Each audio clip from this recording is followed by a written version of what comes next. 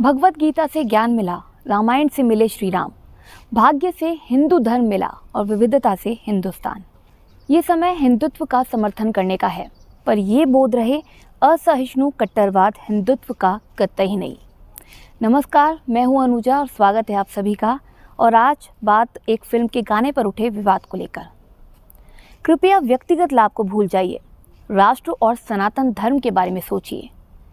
संस्कृति को जिस तरीके से दक्षिण भारतीय समुदाय ने जिया और संजोया है, उसके वनस्पत पूर्णतः उलट उत्तर भारतीय पट्टी ने सिर्फ संस्कृति को स्वार्थ सिद्धि और बाजार बनाकर मखौल उड़ाया है।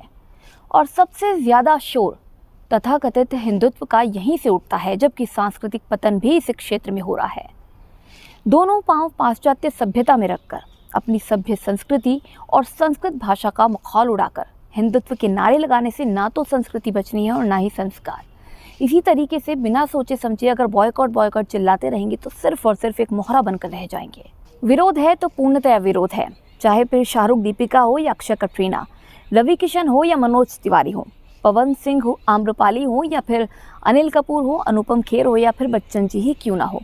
अगर गलत कोई भी हो, भले ही आपकी हमारी मिलती हुई नज़र का चश्मा लगाए हो, उनको भी कैसे धर्म संस्कृति का मखौल उड़ाने की रियायत दी जा सकती है।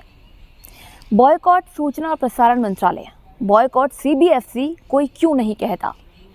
केंद्रीय फिल्म प्रमाणन बोर्ड की स्थापना सिनेमेटोग्राफ एक्ट 1952 के तहत हुई। पूर्व में सेंसर बोर्ड के नाम से प्रसिद्ध ये संगठन भारत में प्रदर्शित होने वाले विभिन्न श्रेणी की फिल्मों के लिए प्रमाण पत्र जारी करता है। बोर्ड की अनुमति के बिना भारत में कोई भी देसी अथवा विदेशी फिल्मों का सार्वजनिक प्रदर्शन नहीं किया जा सकता। इस बोर्ड में अध्यक्ष के अतिरिक्त 25 अन्य गैर सरकारी सदस्य होते हैं। सूचना एवं प्रसारण सिनेमेटोग्राफ प्रमाणन नियम 1983 भारत में फिल्मों के प्रमाणीकरण की प्रक्रिया निर्धारित करता है। जांच समिति और पुनरीक्षण समिति सीबीएफसी के 2 पैनल है जो फिल्मों को प्रमाणित करने के लिए जिम्मेदार है। लेकिन यहाँ तो पठान को सेंसर बोर्ड ने ही पास कर दिया, तो ऐसे में विरोध तो सेंसर बोर्ड का होना चाहिए। सिनेमेटोग्राफी एक्ट 1952 के दिशा निर्देश में लिखा गया है कि एक फिल्म को प्रमाणित नहीं किया जाएगा यदि इसका कोई भी हिस्सा भारत की संप्रभुता, अखंडता, राज्य की सुरक्षा, विदेशी राज्यों के साथ मैत्रीपूर्ण संबंधों और सार्वजनिक व्यवस्था के विरुद्ध है।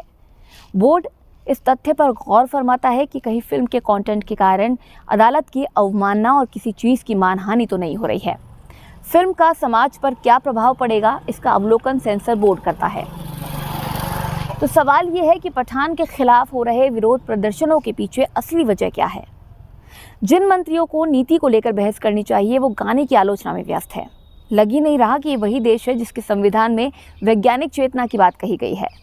वैज्ञानिक चेतना का मतलब इसरो वाले विज्ञान से नहीं है। इसका तात्पर्य वैज्ञानिक दृष्टिकोण रखने से है कि आप कुछ बोलने से पहले सोचें कि कहाँ पर बैठा हूँ, किस पद पर हूँ, किससे बात कर रहा हूँ, क्या बात कर रहा हूँ। ये नहीं कि बिना कंट्रोल आपने कुछ भी कह दिया। ये समझना ज़रूरी है कि दिक्कत है कहाँ, गाने में, दीपिका और शाहरुख के अभिनय में, या उनके कपड़ों में, या उसे दर्शाने में। क्या ये विरोध सिर्फ एक गाने या एक पोशाक का विरोध है, या फिर असली बात कुछ और है।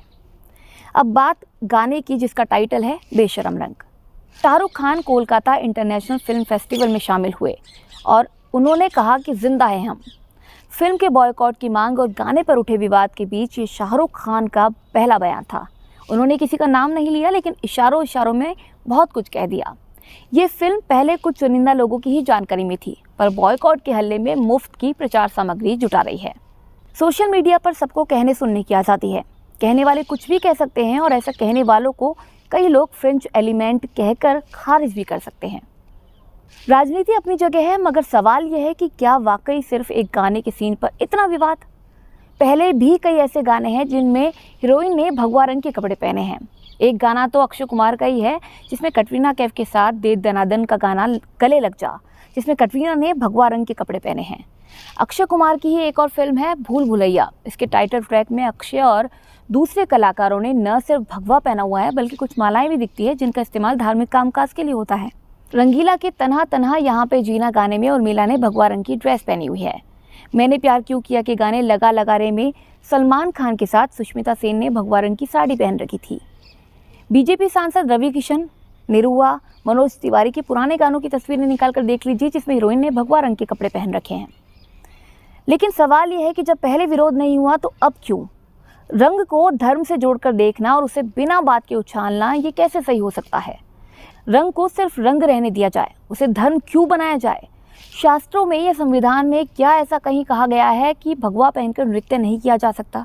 और सबसे अहम बात, हम रंग में इतनी देर से उलझे हुए ही क्यों हैं? रंग के पीछे का मर्म क्या है? उसे समझने की कोशिश क्यों नहीं की जा रही? क्या फ़कत कपड़े के रंग की वजह से विवाद है या फिर फूहड़ता या इसके पीछे कुछ और है? सवाल लोगों के मन में है और जवाब भी लोग जानते हैं। विरोध का अधिकार सबको है। पिक्चर, गाने या फिर किसी भी आर्ट फॉर्म को जमकर लताड़िए, उसका विरोध कीजिए, पर उसके लिए दमदार तर्क होने चाहिए। मगर ये तरीका तो अजीब है।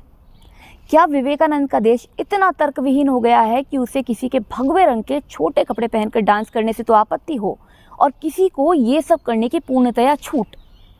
पठान फिल्म को लेकर सरकार को कोई आपत्ति नहीं है, मंत्रालय को कोई आपत्ति नहीं है, सेंसर बोर्ड ने तो पास ही कर दिया है तो उसे भी आपत्ति नहीं है, तो फिर आखिर आपत्ति है किसे? जितने बॉयकॉट करने वाले हैं उन सभी की केंद्र सरकार में बहुत आस्था है, भक्ति है और राष्ट्रभक्त भी है, माननीय श्री प्रधानमंत्री के प्रति समर्पित भी है। तो ऐसे में क्या उनके निर्णय को लेकर उनको विश्वास नहीं है? केंद्र सरकार की नीतियों पर विश्वास या भरोसा नहीं है या फिर कुछ और ही बात है? हिंदुत्व संस्कार है जो सिखाता है, अपनाता है, जोड़ता है, भटकों को राह दिखाता है। हिंदुत्ववादी सच में सुंदर सोच वाले होते हैं। वो सोच केवल उनकी बातों में ना होकर उनके व्यवहार में दिखाई दे ही जाती है। तो कौन है ये बॉयकॉट और कट्टरवाद को हिंदुत्व का रूप बनाने वाले? ये आपको और हमें मिलकर समझना होगा। तो ना समझी मत कीजिए, मर्म समझिए, महसूस कीजिए कि क्या हो रहा है। नमस्कार।